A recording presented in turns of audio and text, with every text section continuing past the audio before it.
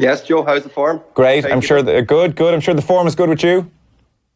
I'm great, just big. It's a nice feeling waking up this last few mornings knowing you're an Ulster champion, so happy man. Good, and we should have Kevin Cassidy there as well. Where are you? Probably a wee bit noisier than when Eamon is, but it was still a good form. Right, okay, so you're still going, Cass. Fair play to you. Still striking along, big man. So I'm interpreting this as McGee has gone for the quiet life and Cassidy is living it up. Is that what's happened here?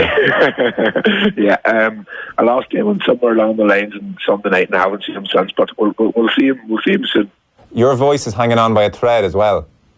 Listen, it's massive. You have to enjoy these days. But like as Eamon says, waking up every morning, you're waiting for somebody to pinch you really and to say that it's not happening. But it's massive for everybody involved, So, I mean, give us a sense of the last few days. What have you been doing, Kevin? Just out and about in the town, having a great time. Basically, everybody's enjoying it. Is that the kind of crack?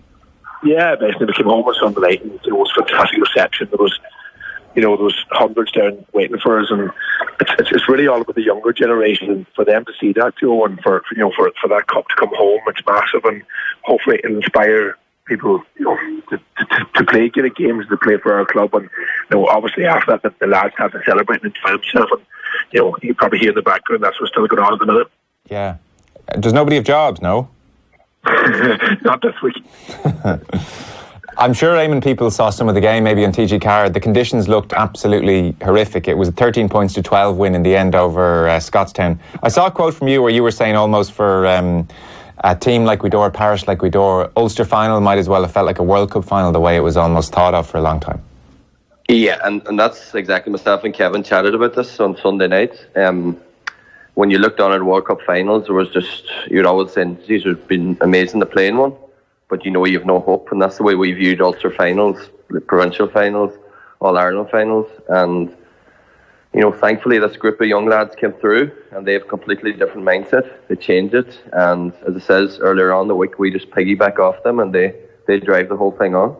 It's the first Donegal title since 2006, I make it, when ye lads would have been early 20s territory, Eamon. So the mindset, was it different? I mean, when you win it in 2006, is it just go and enjoy it and winning the county title was enough? Was it different this time around? Did you really target winning Ulster?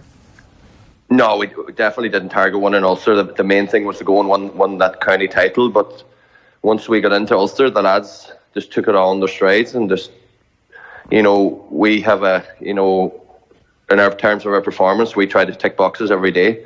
And that was what it was all about. Just make sure we tick the boxes, and we have so much ability in that team, from the older to the young ones. And, thankfully most days we tick the boxes. Was that your sense after winning the county championship, Kevin? Yeah, definitely. We always dreamed about getting back to winning the county title, but when that happens, obviously you're delighted. But then I think after we won our first game against Carrigan, we kind of started to believe that maybe we're not finished yet, and we went into Ulster before and probably didn't give a good account of ourselves. Was this year was just, as Eamon says, about ticking the boxes, performing. And then if you're beaten, then you hold your hands up. But thankfully, we managed to walk our way through. How tough were conditions on Sunday, Kevin? Listen, they were bad, but as we said before throwing, we're used to that. We even a sunny day down here, it's one day already, So we're well used to those conditions. And the lads we probably didn't play our best, but that's probably down to Scottstown's, the way they approached the game and the way they kind of nailed down our big players. But listen, just to come out in the end of it was fantastic. Yeah, a lot of people I think would be familiar with Gaoth. A lot of friends and classmates, a lot of people listening would have went to the Gaeltacht up there, I would have thought. Eamon, how big is the parish? How many players are you picking from? The parish is massive, the actual geographical area of it. From my house right over to Kevin's house, you're talking, takes you about 20-25 minutes. Right. I don't know what population, is it 6,000-7,000? And for us to win it, we would hold culture and language, and the GA is very important. We have a strong identity that way. So for us to actually be at the top table in Ulster, in the last 4 teams in Ireland, there's an amazing sense of pride, and we've seen that on Sunday night. And as Kevin and them were sending me countless videos of the shenanigans yesterday, we've seen the crowds that were gathered yesterday and what it meant to people, and it's just a big thing for the parish. And why are you not involved in the shenanigans? It's not my scene anymore, Joe. Say again, Gary? I did something night, I think, after. Oh no, I had enough. No, it's not my scene anymore. When I have twins and a wee girl of 2.5 to look after, so I just let the lads go at it. It's a sad day for everyone when Eamon McGee is the voice of reason and good sense. That's when you know things have taken a bad turn. It's the end times. Just everything's topsy turvy here, Joe. Right. Okay. Kevin, I was reading your interview with Declan Bogue, and you could share an affinity with Mick McCarthy, who, when he meets people, he wonders how long before they bring up Saipan. And you were like, yeah, I have the same issue when it comes to McGuinness in 2012 and all that. It was a fascinating interview. Does this compensate, or did you feel you were looking for compensation? Not really, to be honest. You kind of tend to move on from things like that. And obviously, it's always good to be brought up and stuff, but like I said after the game, like if you were to offer the two of them to me, which one would I take? I would take somebody's game all day long. And like Eamon said there, we're just lucky that a group of players came at the right time and that we're still able to play and able to contribute. And the scenes around Gaoth, coming home on Sunday night, seeing grown men who have played for this club and soldiered through the bad times, to see them so happy, like that makes us happy. I didn't fully appreciate actually the effect. I mean, it's only natural, I suppose. Eamon, you talked about it in a piece a couple of years ago, that it would have on your relationship when Jim makes the decision that Kevin's cut from the squad.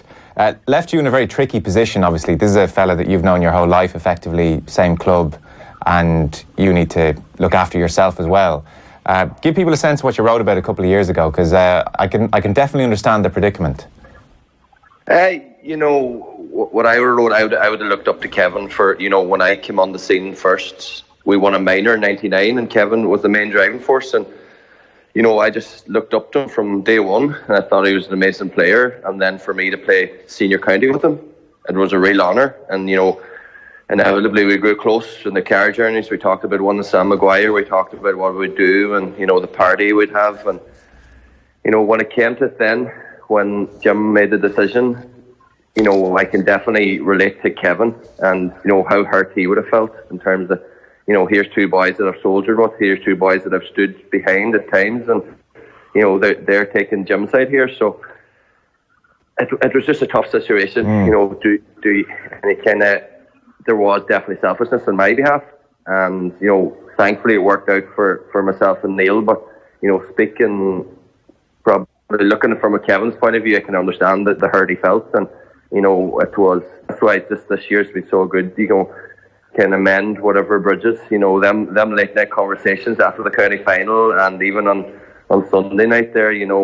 When you put the arm around it and we're just talking words of wisdom. I thought I would never see that again, but it's just a nice feeling that it's mended until we fall out again the next time.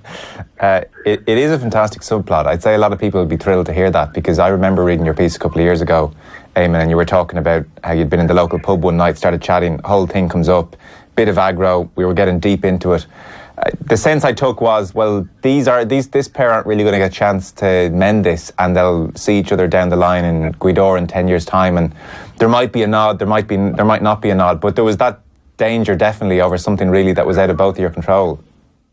Yeah, and I don't know what Kevin agree with this, but I think that's the way it was going, that we might nod the head and we'd just grown distant.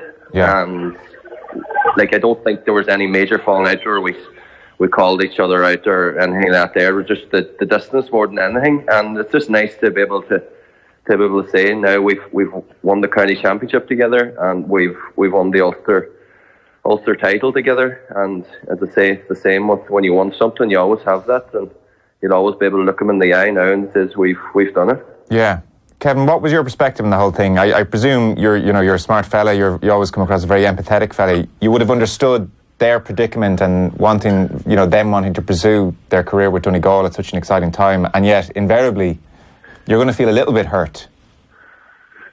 Yeah, definitely. I know the lads and I know what it meant to them, and believe me, there was no happier man to see them won what they deserved to win All Ireland, But I think, again, I said there was no major fault, but just maybe grift it, and obviously there was a little bit of hurt there. But like I said, before they also even began, that once we won the league all championship this year, I think that's the biggest thing I'll take with me, is that it gave me a chance to play with the lads again, soldier with them, and to mend those bridges. And we've had some fantastic days. Neil's on me here today. We're still having some good days, but I've had some fantastic time for that. I always will do. Yeah, because you'd stepped away from Gaoth for after 1 year, hadn't you? Like you were convinced to come back. 37 now, so you were convinced to come back. Yeah, Eamon will agree. We probably underachieved this last 10 years, and we had the teams just didn't commit. And I felt that we knew this group of players were coming.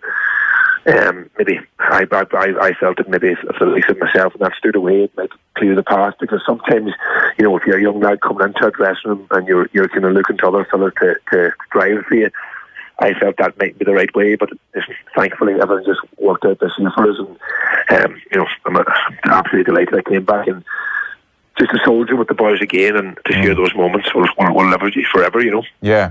So is it like, I get the sense from both of you, Eamon, it's not like you have to sit down and have a big conversation, it's almost just the bonding experience of this year, kind of men's fences in a natural kind of way, or did you have to tease it all out? No, definitely we didn't tease anything out at all. I think when you share moments like on Sunday, I just grabbed Cass in a headlock during the game, and I said, just please go and win this for me now.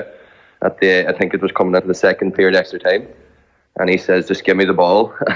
That's real close personal moments, and we've had a few of them down throughout the year, and when you have them, you'll definitely become closer, and that's led to a situation where you haven't had to clear the air, or obviously, as again, it goes back to the late night. I think after the county final, we had each other on a headlock on the couch at some stage, so that was all quickly for just mend the bridge. So in a slightly bizarre, uncomfortable way, this is the most you've probably talked about it in the last while. Good man, Joe. Yeah. You're throwing it out there. Right, okay. Well, no, it's great. It's great. Because I read the Declan Bogue interview you did, Kevin, and I don't know, did you see it, Eamon? The moment that jumped out at me the most, I hadn't fully put two and two together, but for the homecoming in Gaoth where Donegal bring the trophy back, that's the GA pitch is near Kevin's house, so he talks about having a bowl of Weetabix about 11:30 at night, and he can hear the homecoming, across the road or whatever. That must be bizarre for you, Eamon, to have that kind of, you're aware of the whole situation and he's living nearby. Yeah, and I read the piece, and it was a brilliant piece by Declan and Cass, and it definitely, I'll be honest with you, it definitely figured in my thoughts as I was coming into Gaoth, because we had talked about it so much, this great scenario, what are we going to do? But again, I knew Cass, I knew how strong his personality was, and I knew that he'll be grand now, but definitely figured as I was heading down to the clubhouse, he's like, you must feel sorry for him. Declan Bogue said it to you, Kevin, in the piece. You must feel a bit sickened about it, and you said to him very clearly that you don't, and he says he can hear it in your voice that you don't. Like, I'm amazed really that you don't either, to be honest, carry it with you in some way, but it seems very genuinely that you don't. No, and listen, I met thousands of people since, and they still don't believe you. You're telling that, but I think, honestly, it's football. Like, obviously, it was everything to me, and I put everything, my whole life and soul into it. It would have been great to win it, but at the end of the day, if that's the worst thing that's going to happen to you, then I'll gladly take it. And to be honest, I spoke to somebody after the game. Had that not happened, I would have continued with Donegal for maybe 2, 3, 4 years. My body wouldn't be able to play on Sunday. So believe me, and Eamon knows this, I'll choose club over county any day. And listen, I'm a great believer in worst for you won't go past you. And for me to be able to stand there with those lads on Sunday and to win that for my club, that's definitely what it's all about for me. Yeah. What is it the old cliche? The lads in your county will come to your wedding. The lads from your parish will carry your coffin. That kind of a feeling. Definitely. I think, if you know Gaoth, you know what it means. For people here, GA is everything. And I would have grown up, honestly, starting off, I wouldn't have been a big GA man.